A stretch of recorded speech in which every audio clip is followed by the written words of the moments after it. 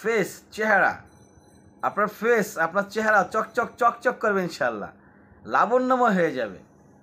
আপনাকে দেখলেই ভাল লাগবে, যে দেখবে সেই আপনার প্রতি কি বলবে, মানে মনের ভিতরে তার একটা চলে আসবে যে কত সুন্দর একটি লোক, কত সুন্দর একটি মানুষ যাচ্ছে, এরকম বলবে।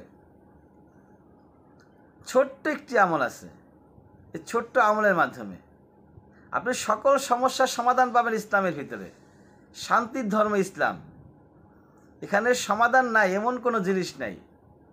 যেই জিনিসটা আপনার দরকার সেই জিনিসটাই আপনি ইসলামের ভিতরে পেয়ে যাবেন।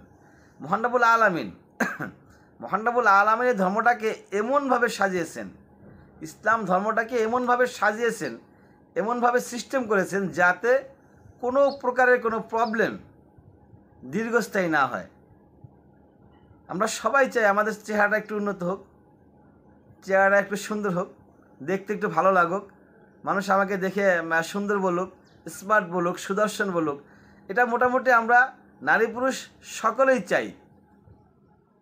আর সেজন্য কী করি, মার্কেট থেকে বিভিন্ন ধরনের ক্রিম, সনু, পাউডার, এটা ওটা সেটা বিভিন্ন ধরনের জিনিস আইনা একবারে ফেসে মাইখা মুইখা অবস্থা খারাপ। অনেকেই দেখা গেছে অতিরিক্ত পরিমাণে মাখতে গিয়ে বা দেখা গেছে ভেজাল জিনিস ইউজ করার কারণে ফেসের মানে স্ট্রাকচারে চেঞ্জ হয়ে গেছে, ব্রণ ট্রণ উঠে একবারে একাকার অবস্থা হয়ে গেছে। তারপরে এই ধরনের কোনো সমস্যা হবে না ইনশাআল্লাহ তাআলা।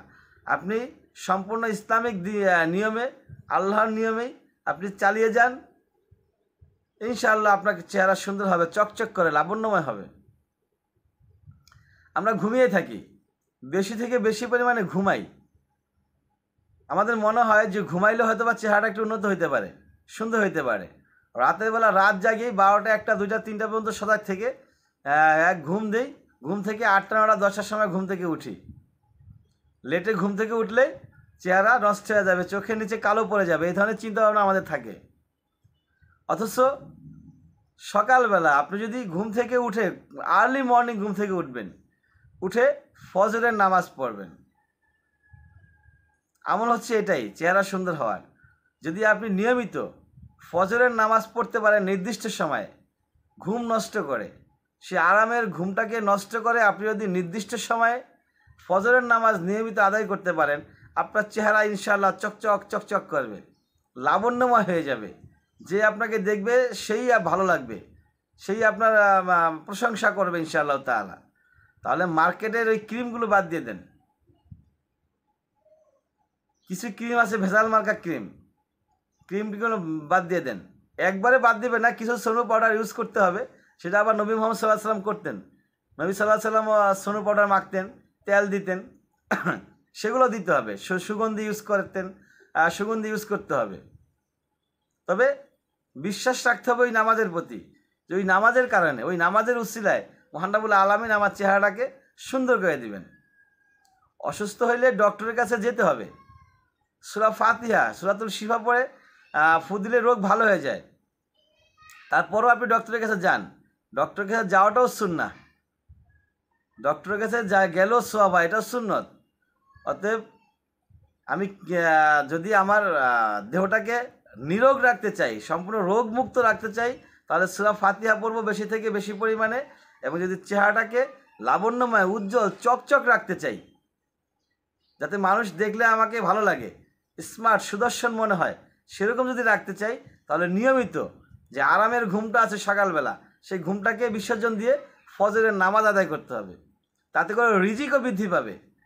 যদি আপনি নিয়মিত ফজরের নামাজ পড়তে পারেন নির্দিষ্ট সময়, তাহলে আপনার রিজিকের অভাব হবে না, আপনার সম্পত্তির অভাব হবে না। ওই টাইমটা হচ্ছে বরকতের সময়।